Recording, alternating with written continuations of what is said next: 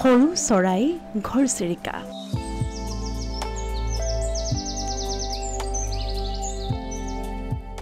নৰাখেৰৰ গৃহত বসতি কৰি ভালপোৱা এইবিধ চৰাই অতিকৈ মৰম লগা।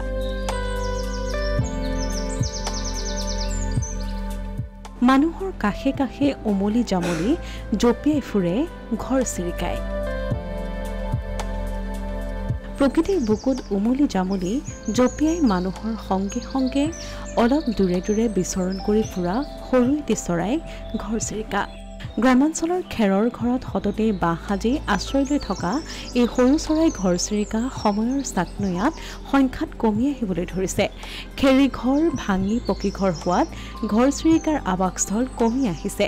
চিৰিক চিৰিককৈ মাতি থকা ঘৰচিৰিকা ঘৰৰ সন্মুখত পৰি উৰি ফুৰি মানুহৰ কাষে কাষে বিচৰণ কৰে। খেৰীঘৰ বিশেষকৈ নৰা টকৌপাতেৰে চোৱা ঘৰ চৰাইবিধৰ বসতিৰ কাৰণে উপযোগী যদিও সময় পৰিৱৰ্তনৰ লগে লগে এনে ঘৰ নোহোৱা হোৱাত চৰাইবিধৰ বসতিস্থল সলনি কৰিবলগীয়া হৈছে। আজি বিশ্ব ঘৰচিৰিকা দিৱস।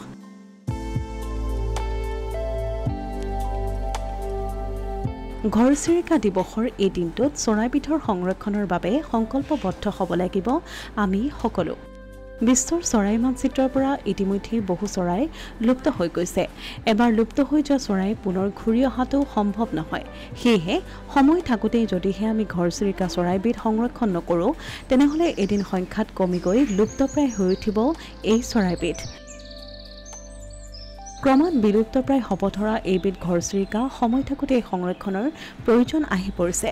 গাঁও অঞ্চলত সততেই দেখা এইবিধ সৰু ঘৰচিৰিকা চৰাই দেখিবলৈ পোৱা যায় যদিও চকুৰ প্ৰচাৰতে বিলুপ্ত হৈ পৰাৰ সম্ভাৱনা প্ৰকট হৈ উঠিছে। সেয়েহে চৰাইবিধ সংৰক্ষণৰ বাবে নৱপ্ৰজন্ম আগবাঢ়ি আহিলে প্ৰকৃতিৰ বুকুত ঘৰচিৰিকা সুৰক্ষিত হৈ ৰ'ব। আজি 20 মাৰ্চ বিশ্ব ঘৰচিৰিকা দিৱস। 2010 চনত পৰাই আমাৰ নেচাৰ ফৰএভাৰ ছ'চাইটি নামৰ এটা সংস্থাই এই বিশ্ব ঘৰচিৰিকা দিৱস উদযাপন কৰিছে আৰু তাৰ পৰাই চলি আহিছে বিশ্ব ঘৰচিৰিকা দিৱস। আমি ঘৰচিৰিকা বুলিয়ে মনত পৰে আমাৰ গাঁও ভূঞি অঞ্চলত আগতে যি খেৰীঘৰ আছিল এই খেৰীঘৰবিলাকত এই কণমানি চৰাইজনীয়ে সৰু সৰু শস্য খাই ধান মাহ সৰিয়হ তেনেধৰণৰ বস্তু খাই পেলাই জীয়াই থাকে আৰু কোনো ধৰণৰ কাৰো অপকাৰ নকৰাকৈ এই চৰাইবিধে জীৱন নিৰ্বাহ কৰিছিল। আৰু আজিকালি দেখিবলৈ পাইছোঁ যে গাঁও ভূঞি অঞ্চলত এই দুষ্প্ৰাপ্য হৈ পৰা এই ঘৰচিৰিকা চৰাইবিধ একেবাৰে নাইকিয়া হৈ গৈছে আৰু এইটো পৰিতাপৰ বিষয় আৰু প্ৰকৃতিপ্ৰেমীৰ বাবে এটা অতি পৰিতাপৰ বিষয় হৈ পৰিছে।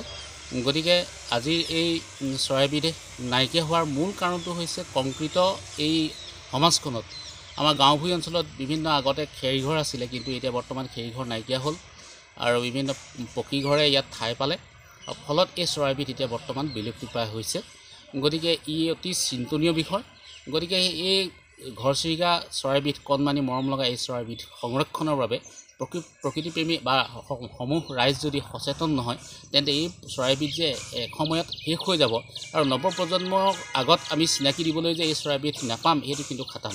গতিকে আজিৰ দিনটোত সংকল্প লৈ সকলো ৰাইজে যদি একত্ৰিত হৈ এই চৰাইবিধ সংৰক্ষণৰ বাবে আমি যদি কৃত্ৰিমভাৱে হ'লেও বাঁহ সাজি দি আমি ৰাখিব পাৰোঁ তেন্তে এই চৰাইবিধ নিশ্চয় আমি ধৰি ৰাখিব পাৰিম। নহ'লে আমি বিশ্বৰ বুকুৰ পৰা এই কণমানি ঘৰচিৰিকা চৰাইবিধ কিন্তু শেষ হৈ যোৱাটো খাটাং।